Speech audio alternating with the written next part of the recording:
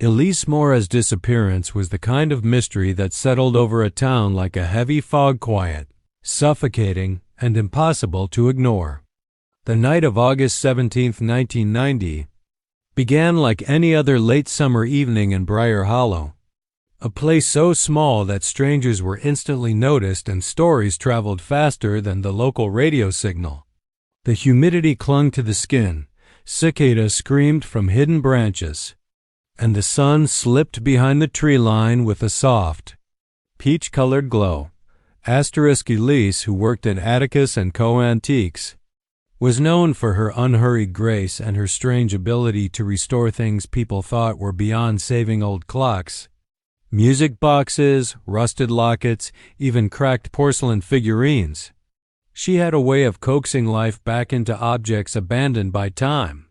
It was ironic, then, that time itself would one day abandon her. She locked the shop at precisely 9 p.m., as she always did. But when her employer arrived the next morning, the door was slightly ajar, not enough to suggest a break-in, but just enough to imply someone had walked through without remembering to close it. Her purse was on the counter, her cardigan thrown neatly over the back of the chair, the shop key still dangling from the register hook. The tiny silver bell above the door was motionless. There was no sign of struggle. No scattered items, no footprints, no fingerprints beyond her own. The police checked every corner of the shop, the back alley, the woods behind the building, even the riverbed that snaked through town like a cold vein. Nothing. It was as though Elise had stepped out of her life the way a ghost might drift through walls quietly, cleanly, without leaving so much as a bent blade of grass. Her mother insisted Elise would never leave on her own. "She's anchored here," she said, her voice shaking. "She's rooted. You don't just pull up roots without a trace." But roots, the investigators realized, were only as strong as the ground that held them. And for reasons no one understood, the ground beneath Elise had simply opened and swallowed her whole. Drifted by like leaves caught in a lazy current. The missing person posters faded to pale ghosts on bulletin boards. The newspaper clippings yellowed and curled. Her family tried to keep the search alive, but as time passed, the world continued to spin, pulling everyone forward except Elise. The case became one more unsolved chapter in Briar Hollow's small-town folklore, tragic, but no longer fresh. But Elise was not gone. Not truly. In a place that did not obey the rules of Earth, she wandered through corridors that shimmered and bent as though carved from memory itself. There were no doors, no windows, no sky, only endless passageways lined with light that throbbed like a heartbeat. Sometimes the walls felt close, pulsating with a faint warmth. Other times they stretched outward until she stood in vast, echoing halls where sound traveled in slow waves. She did not know how she had arrived there. The moment she stepped out of the antique shop, something had seized her, not physically, but as if her consciousness had been plucked from her body and carried into another dimension. She remembered the sensation, a strange electric pull, like being tugged by invisible threads woven through her very bones. Here, time was fluid. Days slipped into years without distinction. Elise slept without dreaming and woke without being rested. She existed in a perpetual twilight, neither aging nor changing. She heard things, distant whispers, the hum of machinery, the murmur of engines far above her. Sometimes she felt vibrations beneath her feet, as if she was suspended between layers of reality. There were moments she sensed she wasn't alone. Shapes flickered at the edges of her vision, soft silhouettes that vanished the moment she turned toward them. Voices spoke in languages she didn't recognize, sometimes gentle, sometimes sharp. She learned not to chase them. She learned to listen instead. Most often, she heard one sound above all others, a rhythmic pulse that reminded her of a heartbeat. It wasn't her own. It beat too steadily, too mechanically, like the thrum of a large engine hovering somewhere just out of reach. Whenever she heard it, the walls around her glowed faintly, as though responding to the sound. She didn't know it yet, but she was being held there not by accident, but by design. Something was waiting for the right moment, the right alignment, the right collapse in the fabric of time. Then, after 30 years of drifting in that silent, luminous maze, the heartbeat grew louder, stronger, closer. And Elise Mora knew, without understanding how, that the world she once belonged to was calling her back. Flight 782 skimmed through the midnight sky like a silver arrow shot into darkness, its engines humming with steady confidence. At 30,000 feet, the world below was nothing more than a patchwork of shadow and faint, glittering veins of highway. Inside the cabin, a soft blue glow illuminated rows of sleeping passengers, each cocooned in their own small world of dreams or restless attempts at them. It was a routine intercontinental flight, nothing unusual. The crew had performed their safety checks, the passengers were calm, and the weather reports promised smooth air all the way to the coast. Even the captain, a seasoned pilot named Adrian Halley, had allowed himself to relax. He leaned back in his seat, one hand resting lightly on the control column, watching the autopilot maintain a perfect flight path. Everything was normal. Almost eerily normal. His co-pilot, Ethan Ward, younger and still carrying the raw eagerness of someone with more ambition than sleep, was scrolling through the navigation display. He had always admired Captain Hale, a man who had crossed oceans more times than most people cross their own living rooms. Steady, controlled, unshakable. But fate has a strange sense of timing. It began with a subtle tremor. Not turbulence, nothing so predictable. It felt instead like the air beneath the plane had suddenly shifted, like an invisible hand was brushing along the aircraft's underbelly. Ethan frowned and leaned forward. "Did you feel that?" The captain didn't answer. His eyes were closed, as though he were focusing on something internal. Ethan's stomach tightened. Captain? Adrian Hale's hand twitched. His right shoulder sagged. A faint noise escaped his throat, half gasp, half groan. Adrian? Ethan's voice cracked. He reached over, but before he could touch him, the captain lurched forward violently, his forehead striking the console with a dull, horrifying thud. Warning lights flickered. Captain. Ethan grabbed him by the shoulders, but Adrian's body went limp, sliding sideways in his seat. His head lolled, eyes wide open but empty. At that exact moment, a piercing alarm erupted in the cockpit. The aircraft pitched slightly to the right as the autopilot disengaged, confused by the sudden change in pilot input. Ethan's adrenaline surged. He slapped the autopilot controls, fighting to steady the wings. Mayday, mayday, this is flight 782 Captain unresponsive. He shouted into the radio, his voice trembling as he tried to pull the plane level. His fingers darted over switches, desperate to regain control. "I repeat, Captain Down, I need immediate medical." The cockpit door clicked. The sound was soft, almost dainty, but in that moment it was louder than the alarms, louder than the roaring panic in Ethan's chest. The door slowly drifted open despite having been locked, a reinforced secure door designed never to open from the outside in flight. Ethan froze. A breeze cold, unnatural brushed across his face, rustling the maps beside him. Footsteps crossed the threshold. When he turned, his breath stopped entirely. A woman stood in the doorway, barefoot, pale, and shimmering faintly as though she were layered in moonlight. Her hair fell around her in weightless strands, and her expression was calm, almost heartbreakingly serene. She didn't belong on an airplane. She didn't belong anywhere human eyes could easily accept. And yet she stepped into the cockpit with the confidence of someone who knew exactly where she was supposed to be. Ethan's first instinct was to reach for the emergency handset, but the woman raised her hand, not threateningly, but with a quiet authority that froze him in place. Move, she said gently, her voice smooth but carrying an undertone of something vast and ancient. What who how did you get in here? Ethan says TMMERED. There isn't time, she replied. She slipped past him, her fingers hovering over the controls without touching them. The alarms dimmed. The plane steadied as if responding to her presence. Ethan stared. What are you doing?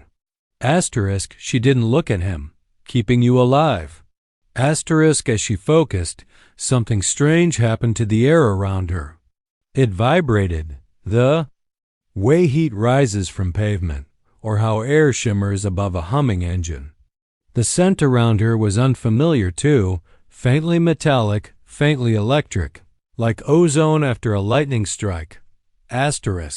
Follow my instructions, she said. Don't question them. And don't look back.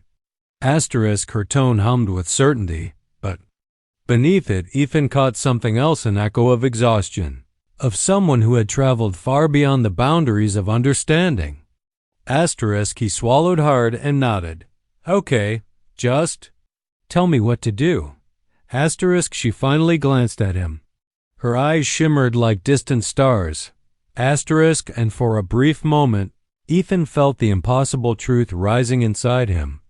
This woman was not boarding the plane. She was returning to it. Ethan Ward had trained for emergencies, but nothing, absolutely nothing, prepared him for the presence of the woman now guiding Flight 782 through midnight air. Her bare feet were silent against the cockpit floor.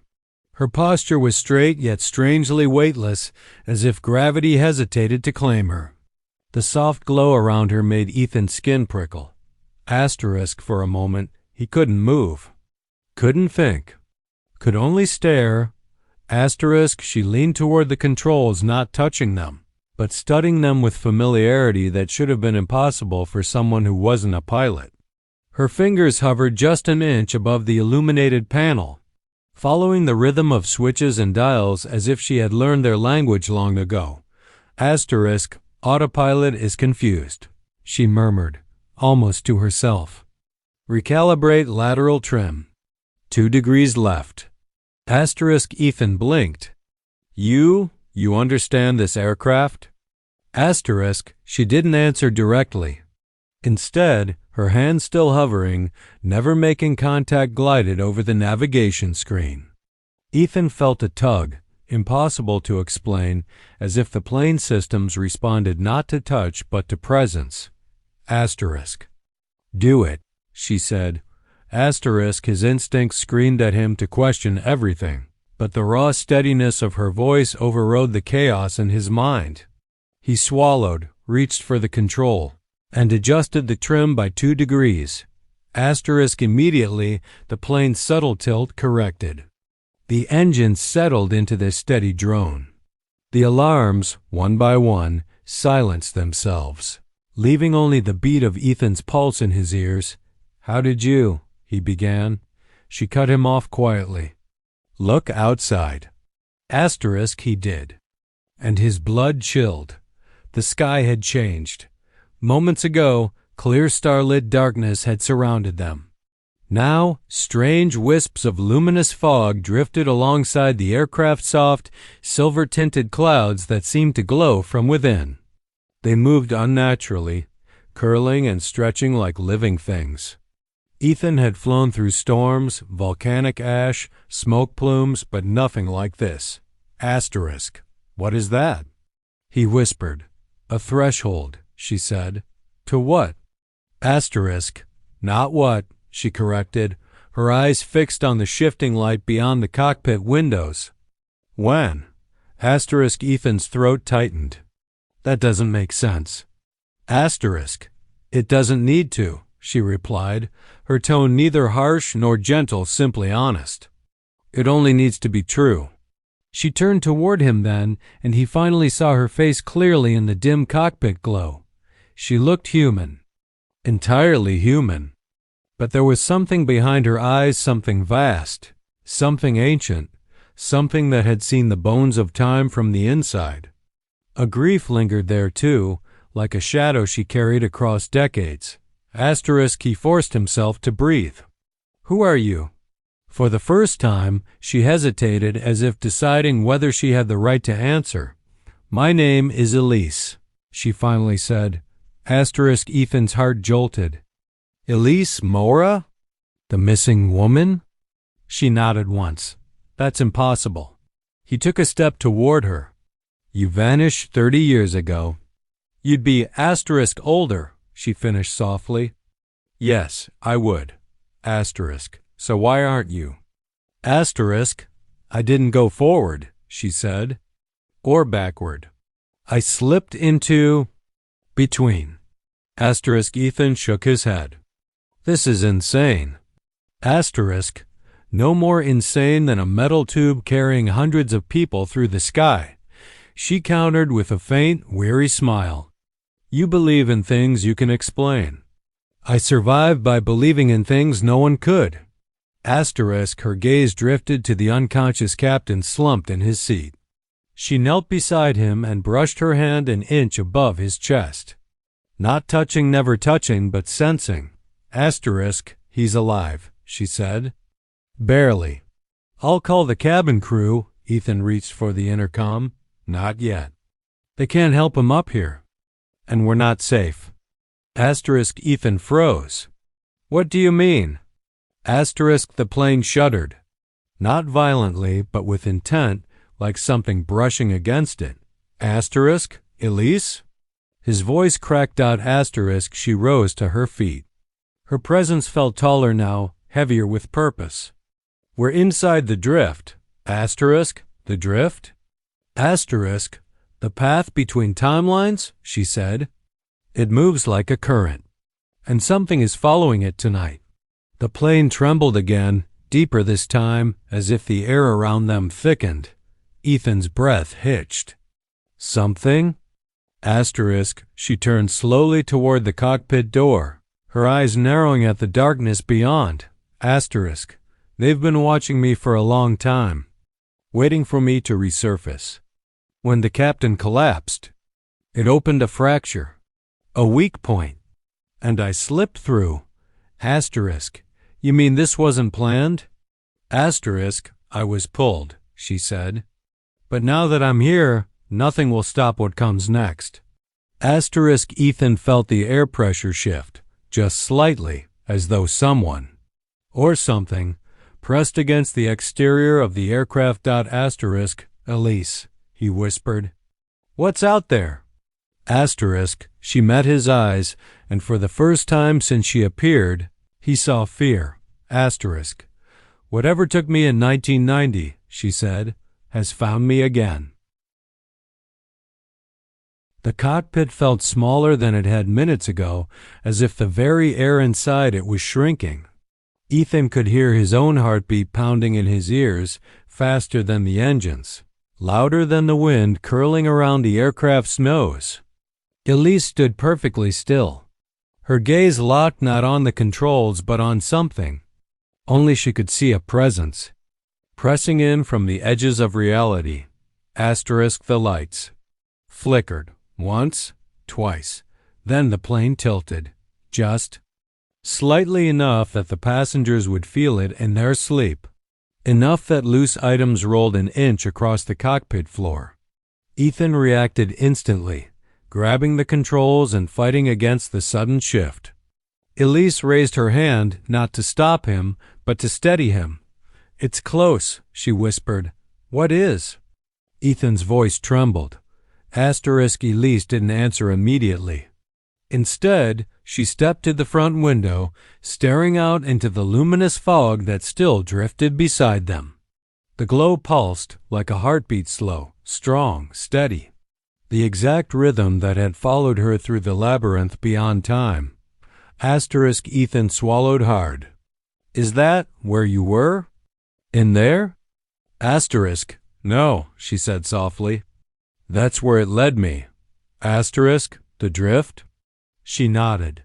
Ethan stared at her profile, the calm lines of her face, the quiet intensity in her expression. She looked human, fragile even. But the way she stood against the approaching unknown unshaken, accepting, made him believe she had survived things impossible to imagine. Asterisk. What do they want with you? He asked. Asterisk. Her eyes remained fixed outside. I think I was an accident. Or an error. Something they didn't mean to catch. She exhaled slowly. But once I slipped through, once they had me, I became part of the drift. A piece of their system. Asterisk. And now they want you back. Asterisk. A faint, sad smile crept across her lips. They don't understand want. They understand function, purpose. To them, I'm unfinished business. Asterisk. Ethan didn't know what to say. He wasn't ready for philosophy. He wasn't ready for physics anomalies or cosmic echoes or any of this. He was a pilot, trained to solve the solvable.